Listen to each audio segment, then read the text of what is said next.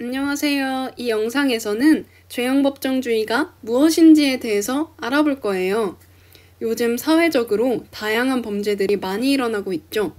여러분 모두 뉴스를 보시면 아시겠지만 범죄를 저지르면 어떤 범죄를 저질렀냐에 따라 벌금형을 받기도 하고 징역형을 받기도 하고 무죄 선고를 받기도 해요. 이때 왜 이 사람은 이만큼의 벌을 받고 왜 저 사람은 저만큼의 벌을 받는지 아니면 왜 벌을 받지 않는지 다들 한 번쯤은 궁금하다고 생각하셨을 거예요. 이 영상을 통해 다 같이 궁금증을 해결해 봅시다. 먼저 죄형 법정주의는 어떤 의미일까요? 죄형 법정주의란 범죄의 종류와 처벌의 내용은 성문의 법률에 미리 규정되어 있어야 한다는 근대 형법의 기본 원리를 말해요. 이때 성문법은 문자로 표현되고 문서의 형식을 갖춘 법을 말합니다. 관습을 통해 전해지는 관습법과는 구분되죠. 그렇다면 이러한 죄형법정주의는 왜 만들어졌을까요? 죄형법정주의는 국가가 마음대로 시민들에게 형벌을 내리면 시민의 자유와 권리는 침해되기 때문에 이를 방지하자는 의미에서 만들어졌습니다. 죄형법정주의는 처음 만들어졌던 근대 시기와 비교하여 현대에 와서 그 의미가 조금 변화하였는데, 먼저 죄형법정주의의 근대적 의미는 법률이 없으면 범죄도 없고 형벌도 없다 였어요. 이때 법률만 있으면 법률의 내용이 부당하거나 옳지 않더라도 그에 따른 형벌을 받을 수밖에 없었기 때문에 형벌권이 남용될 수 있었어요.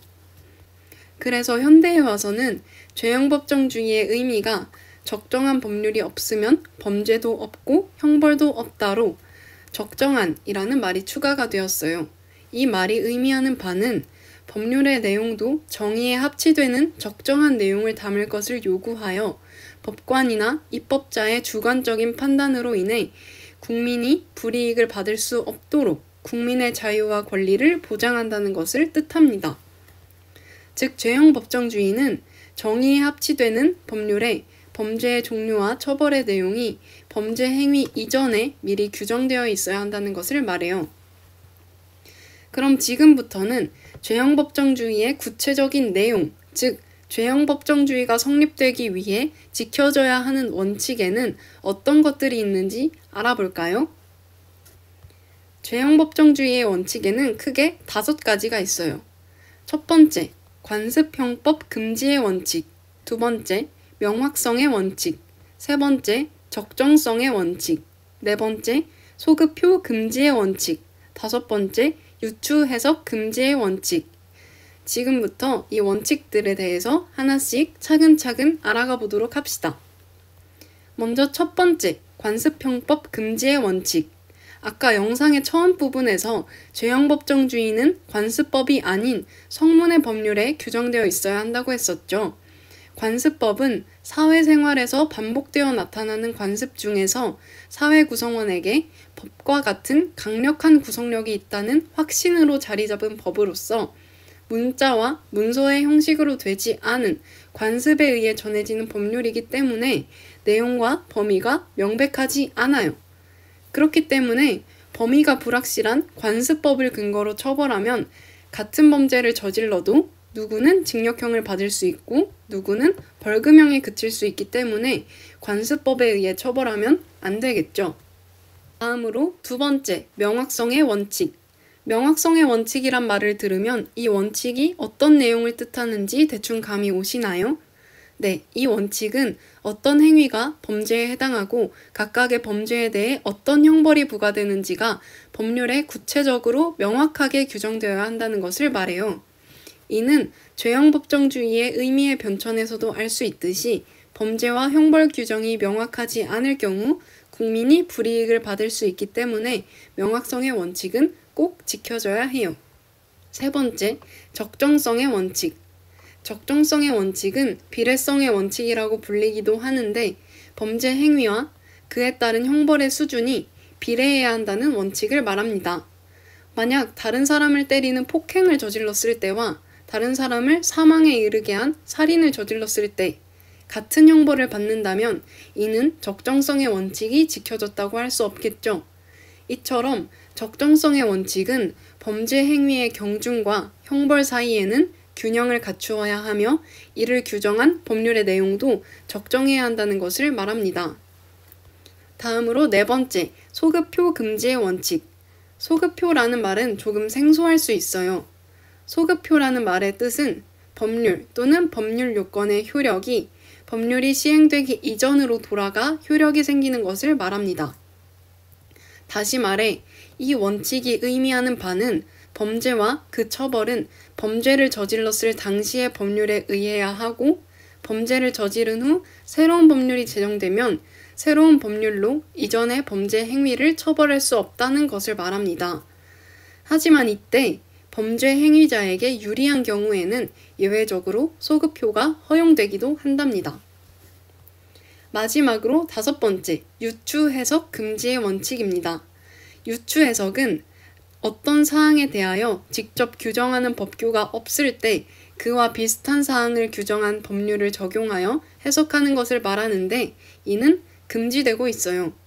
유추 해석을 할 경우 범죄 행위자에게 불리하게 적용될 수 있기 때문에 이를 금지하고 있는데, 만약 범죄 행위자에게 유리할 경우에는 유추 해석이 허용되기도 합니다. 지금까지 죄형법정주의가 무엇인지, 죄형법정주의의 내용에는 무엇이 있는지 배워보았어요.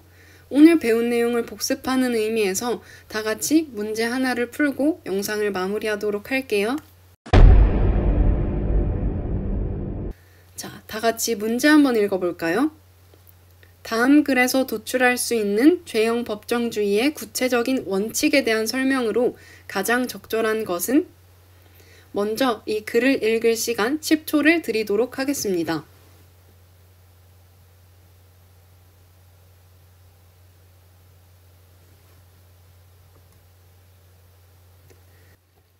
잘 읽으셨나요?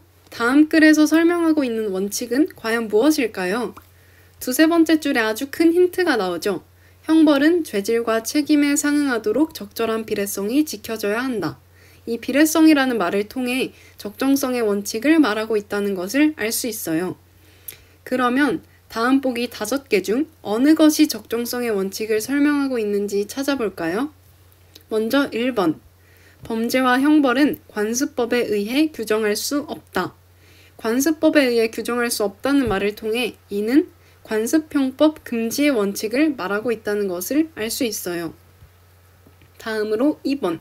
범죄의 성립과 그 처벌은 행위 당시의 법률에 의해야 한다. 행위 시의 법률에 의해 처벌을 해야 한다는 소급표 금지의 원칙을 말하고 있어요. 3번. 범죄와 형벌이 법률에 구체적이고 명확하게 규정되어야 한다. 이것은 명확성의 원칙에 대한 설명이에요. 다음으로 4번. 범죄 행위의 경중과 행위자가 부담해야 할 형벌의 정도는 서로 균형을 이루어야 한다. 이 문장은 범죄 행위와 형벌의 수준은 비례해야 한다는 적정성의 원칙을 말하고 있습니다. 그래서 이 문제의 정답은 바로 4번입니다. 마지막 보기인 5번도 보고 넘어갈게요. 5번. 법률의 규정이 없는 사항에 대해서 그것과 유사한 성질을 가지는 사항에 관한 법률을 적용하여 처벌해서는 안 된다. 이는 유추해석을 금지하는 유추해석 금지의 원칙에 대한 내용이에요. 여러분 모두 이 문제가 이해가 되셨나요? 이 영상이 죄형 법정주의를 이해하는 데 도움이 되었길 바랍니다. 혹시 이 영상이 도움이 되셨다면 구독과 좋아요, 알림 설정까지 부탁드릴게요. 시청해주셔서 감사합니다.